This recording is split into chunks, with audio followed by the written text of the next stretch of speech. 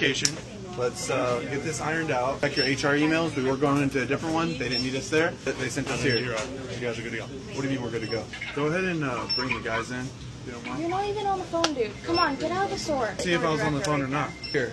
You guys can get to work. We're all good.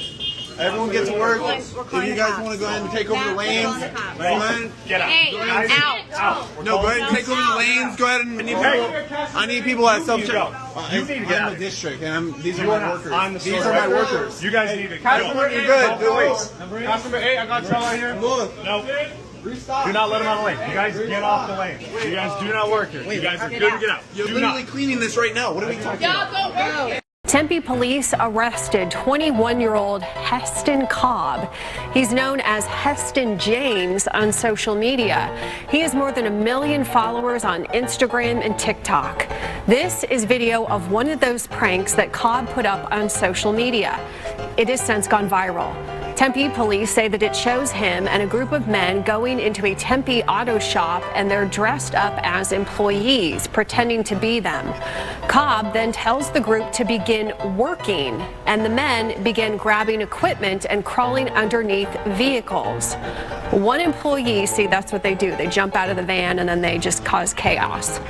One employee screams to get out, but they just won't leave. They're just, again, just causing absolute chaos. Cobb is facing several charges, including 5 counts of disorderly conduct and 5 counts of criminal trespass. What more is there to say besides, that's too bad? This has to be the most deserved thing I have seen in a long time. Now, I know this happened a month ago, but let's be real. If anybody remembers, the only reason why I came back and I'm actually staying and I'm making more videos despite the drama was because people were lighting me up about Mav Attack and Corey Kenshin and whatnot. So I came back like at the end of August. So whatever happened before then, I was not paying it any attention. Therefore, I never knew it happened. And the only reason why I'm talking about it today is because I heard about it from another YouTuber, another commentary YouTuber. And once I heard about it, I figured I'd talk about it because, I mean, if you know anything about me, in the past, I've talked about prank YouTubers and prank TikTokers. You know, I had that whole feud with Mob last year. He still has not made a comeback after having his YouTube channel terminated. Thus why you haven't heard me talk about him in a while, but yeah, he still exists. But due to the fact that we've had to react to and go over other internet quote-unquote pranksters, it is such a great day today, or at least it was a month ago when this happened, when everybody found out that a popular TikTok prankster and I guess YouTuber got arrested and is facing charges and facing up to 9 years in prison. Yes, guys, we're talking about Heston James, that one guy who's known for like having a group of people walk into the Target store and act like they're like taking over from the people who are actually in charge. And while they do this, they create a huge commotion. They inconvenience people and they're overall nuisances within this community. So I can see why they would want to like throw the book at this guy, because a lot of people are arguing that, hey, 9 years for doing pranks and, you know, disrupting the public and whatnot, like that's over the top and whatnot. Personally, I really don't disagree with them throwing the book at him and them throwing the 9 years at him, right? But I mean, hey, somebody had to do it. I've also heard the other comments from people saying that, hey, the justice system sucks, which I mean, it does. People get way less for doing other things that are significantly worse than what this kid is doing. Like, there have been people who have committed heinous crimes and only gotten like 5 years or 2 years, 3 years. Like, I understand that argument, but at the same time, it's like,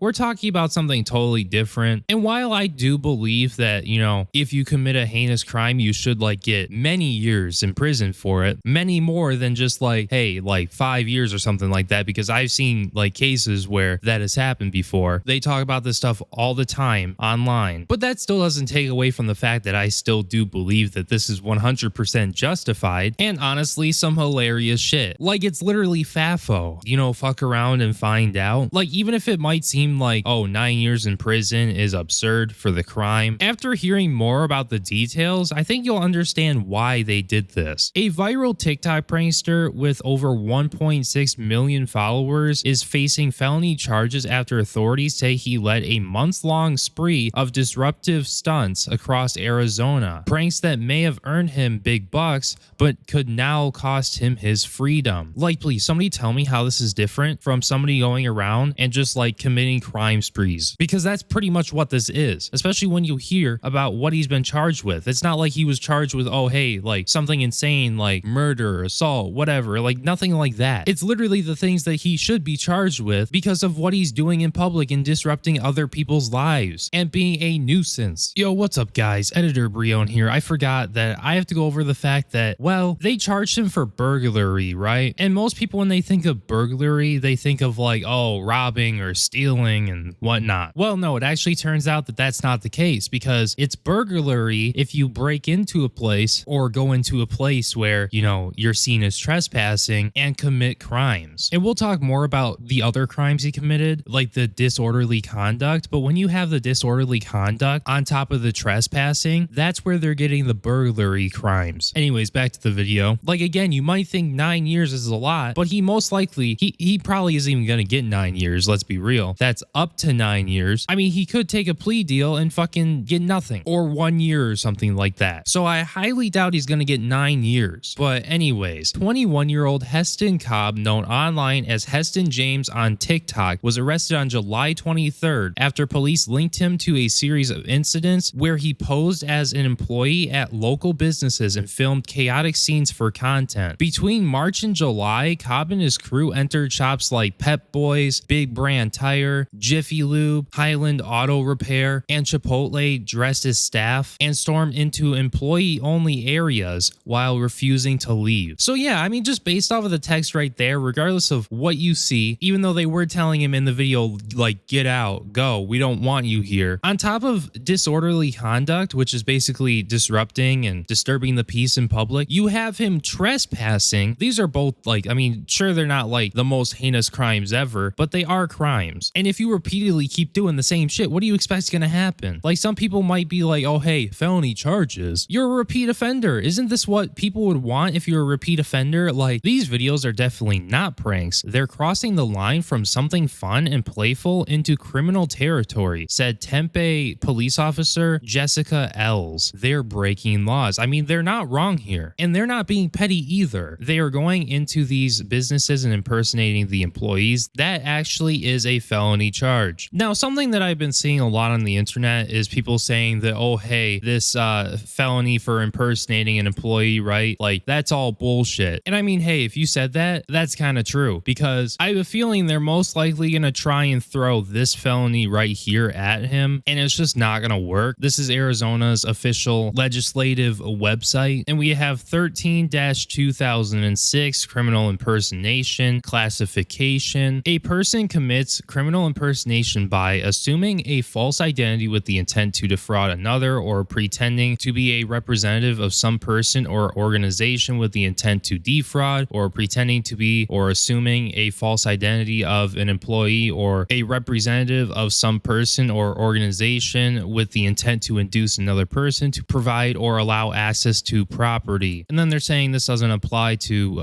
police officers. And then they say criminal impersonation is a class 6 felony. So they most likely tried to get him on this. And if they did, I ain't no lawyer, but I don't think that would hold up in court, because I mean, just the police saying that it's a felony charge to impersonate employees and like go into these businesses and whatnot that are publicly available and open to the public. Like, say if you just walk in there with like a Target employee shirt and maybe a name tag or something, and you don't work there, right? So basically, if you walk into the store, right, and even if you don't do anything, say you buy something or whatever, and somebody takes issue with what you're wearing and they call the cops on you, hey, felony charge. No, just no. That's beyond bogus. So I mean, honestly, when it comes down to this felony here, this might be what is giving him up to 9 years, you know, because it's a felony. But anyways, moving on. Just for the people who want to see it, I guess we do have a clip of Heston going to a mechanic place, and you know, he has the group of people that go in there and they do the prank where they're pretending to do the job and whatnot. They're being disruptive to the employees of the business. So yeah, without further ado, let's take a look.